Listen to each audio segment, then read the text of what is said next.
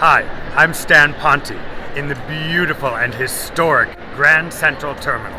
We're here with Flavors of New York and we're about to visit the new City Winery. Come with me, let's go have a look.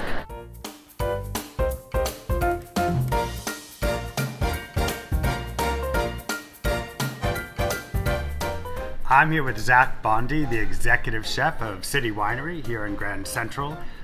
And we just came into the space, and basically you've got 3 or 4 things going on. Sure. Yep. Can you bring us through what we just saw? Yeah, absolutely. So when you enter the space through the main corridor in Vanderbilt Hall West, underneath the Pershing Square Bridge, you'll see that we have a grab and go called City Jams. City Jams is sandwiches, salads, coffee, bagels, breakfast sandwiches. We also have a retail wine program where we, just like a brewery would do, we sell growlers and then we incentivize you with discounts to come back and refill them to not only contribute to what we are very proud of, which is an extremely environmentally sustainable is that the Wine to Go program? Yeah, that's the Wine to Go program. Wine to yeah. Go, okay. So right here I have in my hand, we have one of our refillable growlers, and this variety is Cabernet Sauvignon.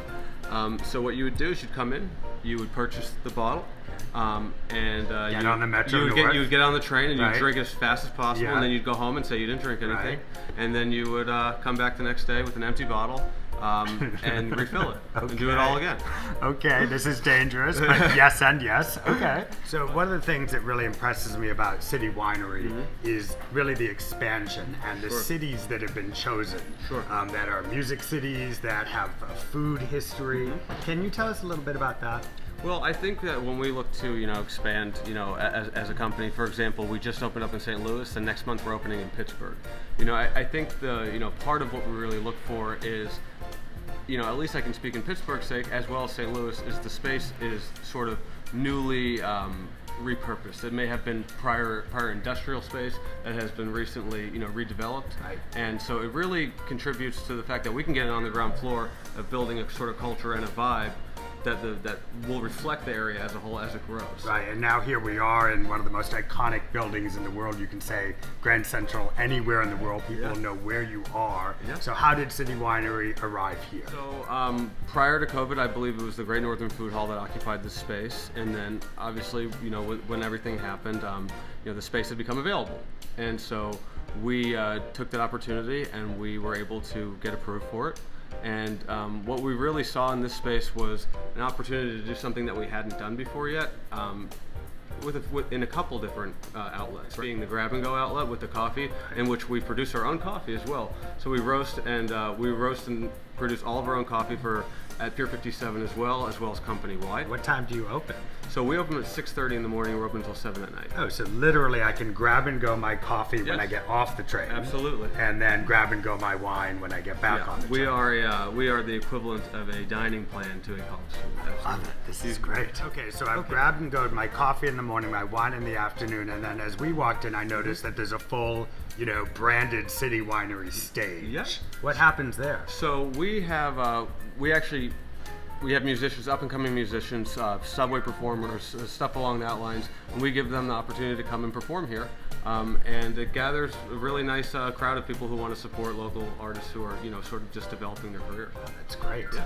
So, okay, I've gotten through that whole space, and then if it hadn't been for your beautiful maitre d' Yes. saying, please come this way, Yes. I wouldn't have known that behind the doors Yep. is this unbelievably beautiful room. Sure. And what feels like a kind of a private dining room for, 100 people? Yeah, we can seat 75 very comfortably, and then for private events, we actually do up to 125 and 150 in some cases. And this is the room that you call the Cornelius room, and this is fine dining. We're going to be having an amazing menu. Sure. Yeah. Yeah. So the food is classical. It's tough to sort of put a label on the cuisine that it is. What I tried when I wrote these menus. It's called Bondi. when I wrote these, I appreciate that. When I wrote these menus, I was sort of tasked with creating a aura of the Gilded Age. Nice. And really high-end ingredients that are rich and in your face and decadent and elegant, and that is what the menu is. We also very fortunately, so we have dinner every day but Sunday from 5 to 10. And then we just recently opened up a Price Fix lunch, which has been doing very well as well. So it's a 3-course lunch with some supplements, no more than $6 though, for like adding a, choosing a steak option.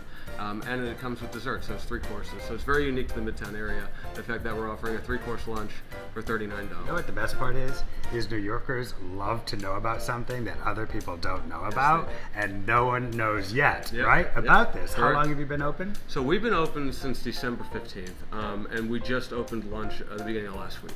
So it's a brand new lunch, guys. The great thing about Grand Central is we're surrounded by the Carlyle Group, Morgan Stanley. You've got all these great companies around here that I'm sure are going to be banging the door down to be in a private dining experience here. Yeah, there's definitely no shortage of successful companies around here, and we have already launched our private dining program and have done several parties for a bunch of those folks as well, and we look forward to continually increasing that.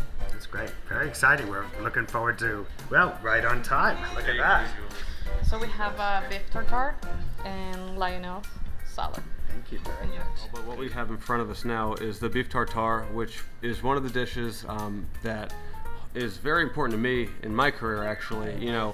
Working with heat is a way to mask your mistakes, right? When you cook things, you can hide errors, right? But when you're making things to order every time with anywhere from 12 to 17 components, like our beef tartare, you have to become a master of balance. You have to literally speak the same language that the food is speaking to you, and you have to understand the functions of acid, the functions of things that contribute to mouthfeel, like olive oil and stuff like that, and really, sort of be able to understand, each ingredient, its content, and whether or not it's going to work, and how well it's going to work for you that day. And maybe you will have to supplement by using more of something else because, say, the tarragon just isn't that pungent that day. I hope the tarragon is punchy, otherwise I'm going to mention it. I'm going to mention it, Chef Ponte. Yeah. It's a beautiful presentation. I'll call them waffle chips. You're going to call them something appropriate. So we call them gaufrettes. Also, something I learned how to make working at a French bistro. It's funny. It's like when you're a young cook and you learn how to do things, you have this period of where it's like, God, everything's so hard. Why can't I understand everything? And then you wake up one day and you're like, this just isn't that difficult. And you start to really get excited because you're confident finally. Yeah. And I think the gaufrette contributed to me being confident. So it's very impactful. Let's taste your confidence. Yeah, absolutely. All right, can you just remind me again the name of the potato chips? Because I actually am a potato chip person. Gaufrette or waffle. A gaufrette. Okay. Gaufrette. Got it. Gaufrette. Boy, that tarragon. That tarragon is popping, my friend. No, this is good. This is really good, actually, right? Yeah. It's not just the tarragon popping. There's a lot of popping. Dijon, fresh horseradish. Yeah, Dijon, right. Horseradish. We'll do that. And then we get really nice farm eggs from upstate, literally just for the beef tartare application. So another thing that I like to talk about with people is that I have 4 types of butter back there, right? Okay. I have 3 types of eggs. I have all these different varieties of different versions of the same ingredients because different food calls for different applications, right? So you're not going to make hummus with an Italian olive oil because they don't eat hummus in Italy. So we buy Greek olive oil as well as stuff from Tunisia and Israel and stuff like that. So we try to really replicate and try to be true to the region in which it comes from by purchasing ingredients to make that item from those regions. That was really, really good. Should we just stop there because that was so perfect? No, I think. No, we're going to keep going. Yeah, I think you're gonna like it. Let's keep going. All right. So this is our salad lyonnaise. It is a traditional salad served in a lot of French bistros. There really is no twist to this here. We do use a truffle vinaigrette rather than just a standard vinaigrette to give it a little bit, more of a decadent element to it. We buy a really nice bacon from Benton's in Arkansas. He's phenomenal. Is it a different egg than was on the tartare? This is actually the same egg as was on the tartare in the center. The egg yolk that was made to produce the tartare was from a different egg. Yeah. Okay. As ridiculous as that sounds. No, I'm into it. I just want to make sure I'm getting every moment here. And then, I spent a lot of my time working in Mediterranean restaurants as well. I spent a lot of time cooking in New Orleans. I was down there for a total of about 5 years. Oh, yeah? Yep. Yeah. So I worked in an Israeli restaurant there called Shaya.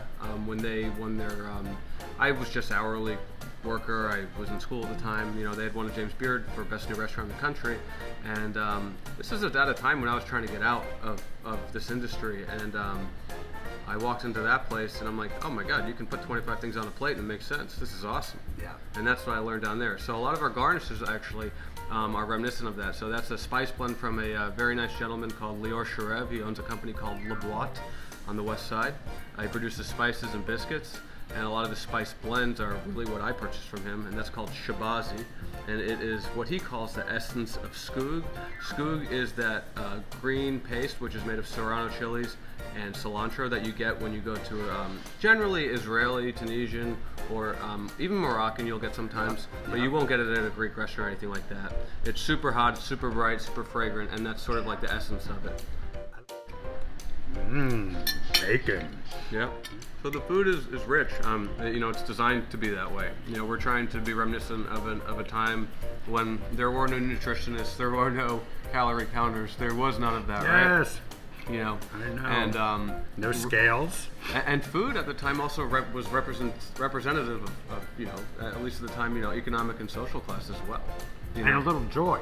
And joy too, and it was Right. very familial and convivial. Yeah. And it wasn't so convenient, and it wasn't so designed to be, here's your meals for the week and put them in the microwave and go.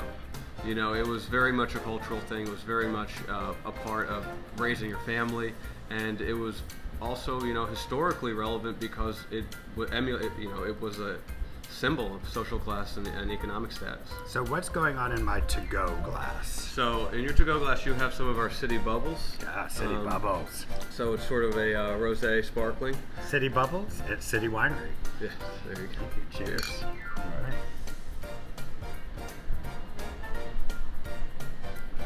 Perfect on the Metro North. Yeah, exactly.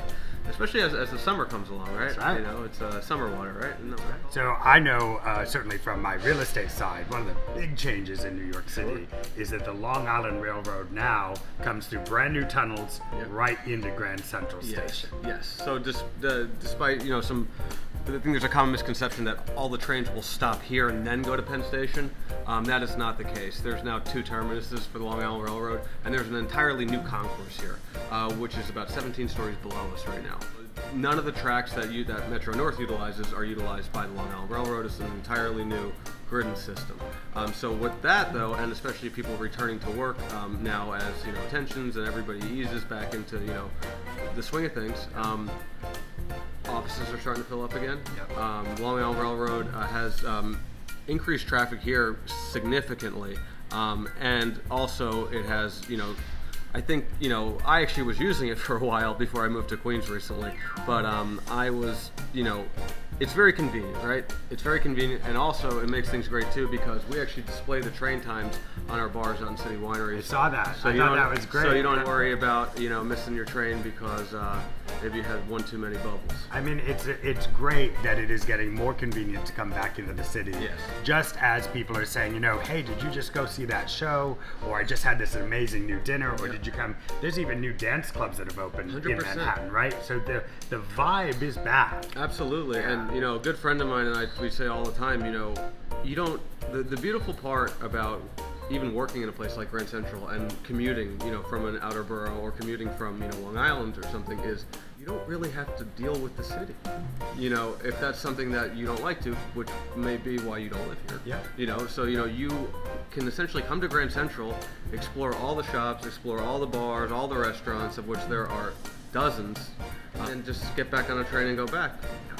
And it's pretty much the easiest thing ever. You're 100% right. I literally just had dinner with a friend of mine from Greenwich, and she was like, you know what, is there any chance we can eat like right around Grand Central? And although we didn't come here, I'm sorry, I will next time. Okay. We stayed here. And there's a number of new food options here at Grand Central, including yours, and I think others that are coming.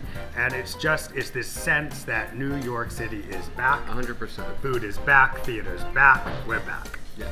Okay, so we've got a lamb and a duck. Maybe first tell us about the lamb. Sure. So the lamb dish is a result of research that I did when I was writing these menus, and one of the most influential sources of my research was the Titanic dining menus. Really? Yeah. So there was this dish on that menu called lamb collops. This dish is nothing like what they served, first of all. But the gist of the lamb collop was you had a lamb tenderloin, of which nobody really eats. You don't really ever see on menus. It's not a very, gamey or, bountiful part of the lamb, like when you get lamb chops and stuff like that. But so the lamb tenderloin's very lean, and we dredge it. We dredge it in flour, and then we just sear it, and we get it really crispy on the outside. It doesn't take long to cook because it's so thin, and you get a really nice cook quickly. So with that lamb tenderloin are really nice mushrooms that differ every day. Sometimes they're yellowfoot, sometimes they're oyster, sometimes they're chanterelle, sometimes they're morel. It really depends what's in season. And then we have pomegranate seeds, crispy mint, and the sauce is a mushroom veloute. So how did you end up with the research while I dive in and get one Sure. of each of those on the Titanic? The Vanderbilt name? What brought you there? So, Gilded Age. Yeah, Gilded Age. Decadence, albeit, unfortunately didn't work out too well for them. No. But, that was, sort of, at least growing up, one of the most emblematic, icons that I remember, of that time period was the Titanic. And, Hollywood certainly gave us no shortage of trying to understand the Titanic. So I'm going to bite this and try not to think about dying a slow death in freezing water. You're right, we don't have lamb tenderloin very often. No, it's really nice. It's light. It's light. Yeah. Very good. So this is our leg of duck confit. This has been on the menu since we opened, and it will always be on our menu. The preparation of the duck is simply duck poached in its own fat. So the way we do it is we render out a bunch of fat from a bunch of ducks to create our sort of mother batch of the fat. We steep a bunch of spices and aromatics in there to make it fragrant and delicious. And then the duck legs get cleaned and then poached in that oil at 257 degrees for a really odd amount of time. And the result is this beautiful specimen here. And underneath it are lentils de Puy, which are those beautiful French lentils that we have to battle with our purveyors to keep in stock for us. And they're super delicious. A little bit of aioli and tomato confit as well, not to reuse the same term. But the tomatoes are actually a really cool process. So we skin Roma or plum tomatoes, then we take the good stuff out, we get rid of the flesh, and then we cook them at about 200 degrees for about 6 to 7 hours, every 30 minutes, brushing with olive oil and fresh herbs and stuff. We're going to have, I think, the very first Flavors of New York trivia quiz. 257 degrees is going to be one of the answers. Memorize that, and I'm going to cut into. So it's cooked at 257 for how long? About 2 to 3, anywhere from 220 to 3 hours, depending on the humidity in the oven from what we cooked prior to. Look at this. Look at this beautiful texture and color. Wow. Oh my God. Yep. Oh, that's really good. Yes, sir. All right. We have a chef in the house. Amazing. And we get it with the fat, please. Oh, absolutely. Fat. Absolutely. It's comfort food. It's I feel comforted. Yeah, it's really. I feel the love. This is a very special dish. Obviously, you learn how to become a chef. You don't really understand what that means until one day you kind of figure it out. You go to work and you wear a jacket that says it, so I guess you are one, right? But at least in my career, getting to a certain point where I could understand a dish like this and understand the techniques that go into this. It's actually very special because this is not an easy thing to do. Yeah. But even beyond that, it's not an easy thing to teach. And you can only teach it if you truly understand it. And I don't take that for granted one bit. And being able to see other people achieve this and kind of have the same realization that I had when I was learning to cook is like, wow, I can make really good food.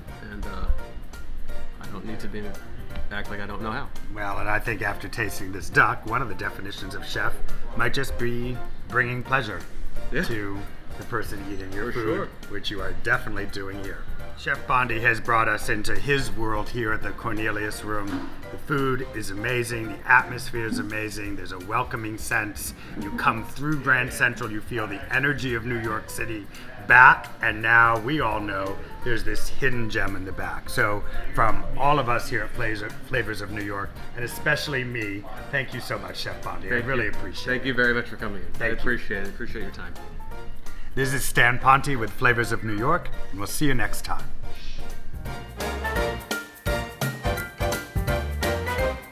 We just had this amazing lunch here at City Winery in Grand Central.